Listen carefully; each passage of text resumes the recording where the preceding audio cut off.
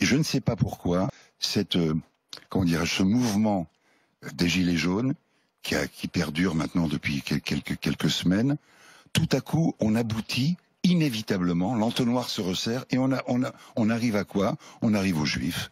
Voilà, on ne parle que d'eux.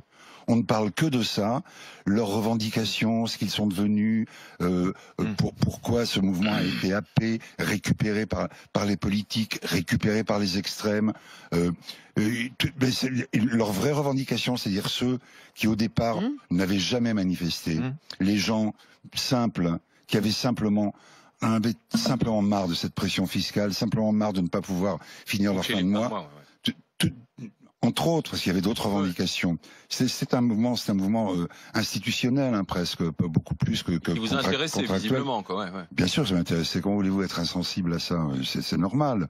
Moi, je fais partie des privilégiés. Je veux pas reprendre le discours de l'autre bouffon là, qui a été une fois pour les Gilets jaunes et puis toujours après contre. Vous voyez, à qui je veux faire allusion? Franck Dubosc. Voilà, par exemple. Bon, il était contre les violences derrière. Ça a été dit. Ouais. Enfin, c'était 2 jours après, quoi. Il avait dû se réveiller. Enfin, je sais pas, peu importe. Je veux pas le commenter. Ça lui appartient. Et chacun a sa façon de se définir. Mais donc, tout à coup, moi, j'étais évidemment pour. Et tout à coup, l'entonnoir se resserre, récupéré comme je vous l'ai dit, et on en arrive à la question juive. Et ce dictionnaire termine avec la lettre Z comme zozo. Les zozos qui peuplent notre quotidien et qui courent notamment sur les plateaux de télévision. Oui. Ils vous gonflent. Oui, il me gonfle, c'est réducteur de dire qu'il me gonfle. C'est ce qu'on comprend quand même. Oui, non, mais c'est réducteur. Entre autres, oui, bien sûr. Mais c'est les experts. Vous savez, si vous faites le bilan, les experts en quelque chose, les experts est quelque chose qui font toujours des prédictions qui ne se passent jamais comme ils l'ont dit. Ils pensaient pas que. Tout d'un coup, il y a un impondérable qui est arrivé, qui fait que tout ce qu'ils avaient dit tombe à l'eau.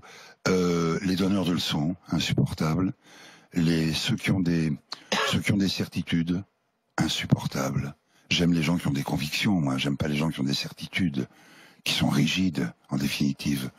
Insupportables. Oui, et tout ça défile à longueur, puis ça se plastronne, ça se félicite, ça se congratule, ça se reçoit sur les plateaux de télé, à la radio, on est content, on est entre nantis, entre ceux qui ont le savoir, en réalité, ils savent pas grand chose. Ce que je dis, ils savent tout et rien d'autre, quoi. Franchement, c'est désolant. Et ils amènent, plutôt que nous tirer vers le haut, ils nous amènent dans une espèce de chose qui sent la télé-réalité. Moi, je suis très... Quand je mets la télé, c'est un déversoir. Pour moi, c'est un exutoire. J'adore engueuler tout seul la télé. Je devrais faire un court-métrage. Hein. Non, c'est les chaînes info, surtout en particulier. Oui, vous engueulez BFM TV, en fait. Ouais. Oui, mais il y a pas que, il y a pas que. Non, franchement, je veux pas, faire l'intéressant. Je suis à BFM, donc je veux pas faire l'intéressant. Mais oui, enfin dans le groupe.